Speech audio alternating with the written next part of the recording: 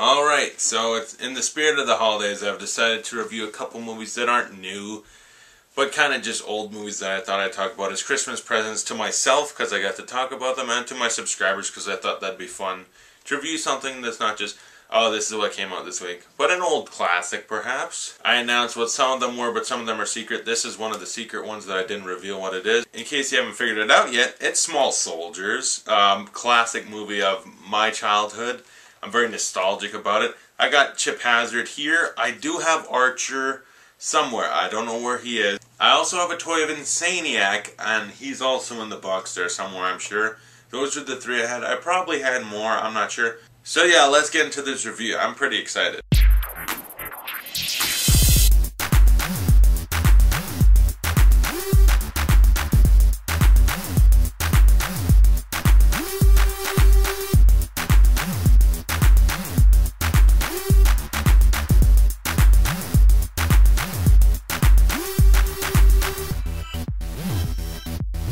Small Soldiers is directed by Joe Dante and has a very big cast, including Gregory Smith, who plays the main kid Alan, and he's on a show I really like now, Rookie Blue. So that's kind of all he really went on to that's notable. But aside from him, you got Kirsten Dunst, David Cross, Jay Moore, Dennis Leary, Kevin Dunn, Phil Hartman, Tommy Lee Jones, Frank Langella, Ernest Borgnine, Jim Brown, Bruce Dern, Christopher Guest, Sarah Michelle Gellar. There's a lot of really good people in this movie. That's not even all of them. There's more. A lot of them did voice acting. And this movie came out 1998, a little bit after Toy Story, and it's kind of like, alright, so we got Child's Play came out in like the late 80s, where it's a toy that comes to life. It's the horror aspect. Then Toy Story is the really lovable, child, family-friendly aspect. Now let's do a kick-ass action comedy sort of aspect. The story is this toy company gets bought out by this bigger thing, so they want to make cool new toys. They come up with the Gorgonites and the Commando Elite, featuring Chip Hazard. Yeah, am I just going to keep bringing them out? I should have some kind of thing for them to sit on. I don't know. While they're making the toys, they're trying to find the chips that'll make them interact, because the main guy and head of the company now, Dennis Leary, doesn't like toys that it's false advertising. He wants them to do what they do in the commercial. So they need high-tech chips. They end up picking X-1000 chip, which is a defense-type weapon they end up using in the army. And when you put that in toys, things go wrong and the toys go to war. Which gets Alan Abernathy and Kirsten Dunst's character in the middle, and you get a really cool movie. I like it. Oh my god, it's so nostalgic. I'm excited to talk about it. I grew up on this movie. I probably watched it every day. I'm sure I did. Like, you know, when you're a kid, there's some movies just like Lion King, Toy Story, Iron Giant, Small Soldiers, things like that, I would watch every day, almost. This is one of them. And you know what? I was kind of a little worried that going into it as a more mature movie watcher, I might be like, yeah, I get the nostalgia, but this ain't as good. I'm very happy to say it's just as good as I remember. That's such a neat little idea of, okay, Toy Story, but make it more action-oriented. It's not exactly original, but they do a lot of cool things with it. I love the design of all the Gorgonites. They're such an interesting set of toys. Archer, you got Ocula, which is basically a walking eyeball. Punch It, Scratch It, Slam Fist. Insaniac, Frankenstein, as he later becomes called, because one of them gets like ripped apart by the Commando Elite and they make a Frankenstein toy out of him, basically. And they're all really cool. I mean, Frank Langella's Archer, awesome. That's a cool toy that I'm happy I have somewhere. It's bothering me that I don't know where it is, because I love this movie and I love those toys.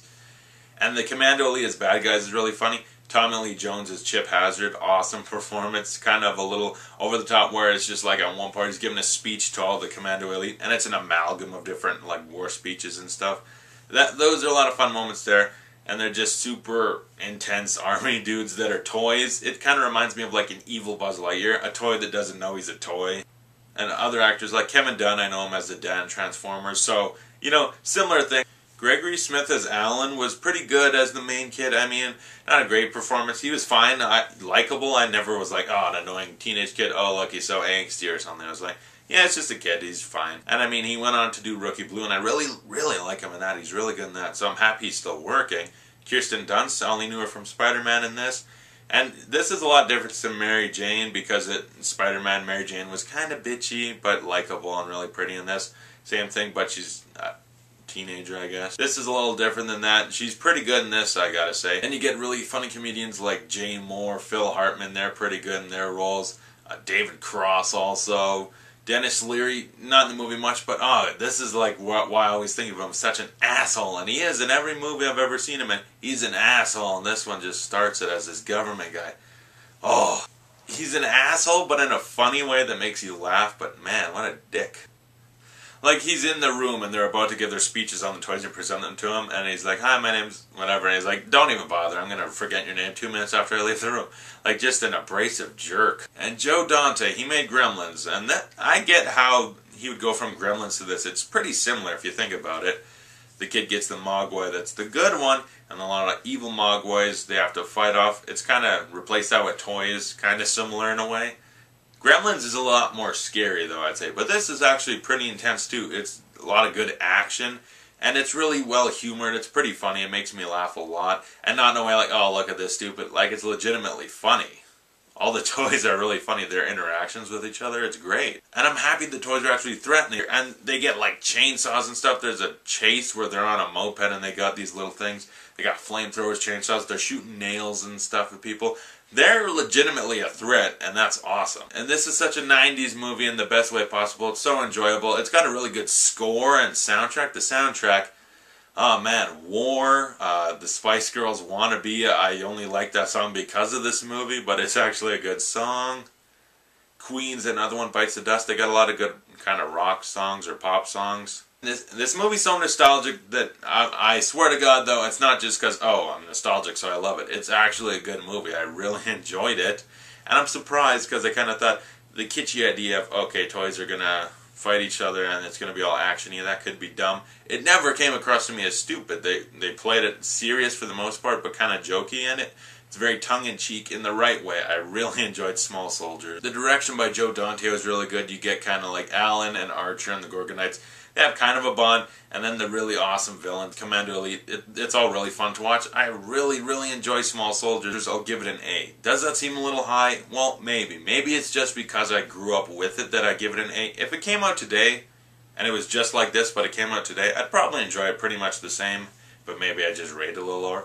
But I grew up on it. I love this movie so much. Small Soldiers, oh, what a great movie. So that's the first Christmas present to myself. Just to watch it was good enough. To review it, I had fun reviewing it. Hope you liked the review. And if you haven't seen the movie, definitely check out Small Soldiers. It's worth a watch. Comment below, tell me what you thought of Small Soldiers if you've seen it. And thanks for watching. I'll see you guys next time when I review my other movie, RoboCop. Not the remake, reboot, whatever that comes out in like February. I'm going to review the original, and then maybe starting next year, I'll review 2 and 3 to build up to the remake.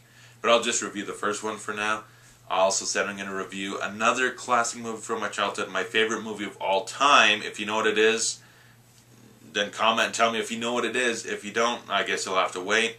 Other ones, I said I'm going to review the Halloween movies. The rest of them, I'll see when I get to that, probably a little bit after Christmas.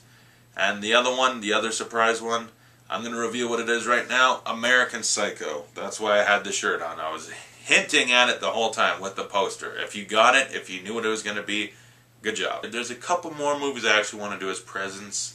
They might be late, but I might reveal. I'll reveal what one of them is, and the other one's still a hint. But it came up actually pretty close to American Psycho and Small Soldiers, 98, 99, 2000, in that realm of movies. It's a classic. Not going to reveal what it is. If you have an idea or a guess, go ahead and comment. Tell me what you think it is. But the other movie I kind of want to review just because the snow's out. You know, you get snow in your house, you start getting cabin fever, you grab an axe, you want to kill somebody. So I'm going to review The Shining movie and the book. Not exactly going to do a full-out review of the book, but when I'm talking about the movie, I'll talk about the differences. Because I've read this book, and I don't want to spoil my thoughts on how I feel. It might differ from the movie in which I think is better, but I will talk about it. Thanks for watching. I'll see you guys later.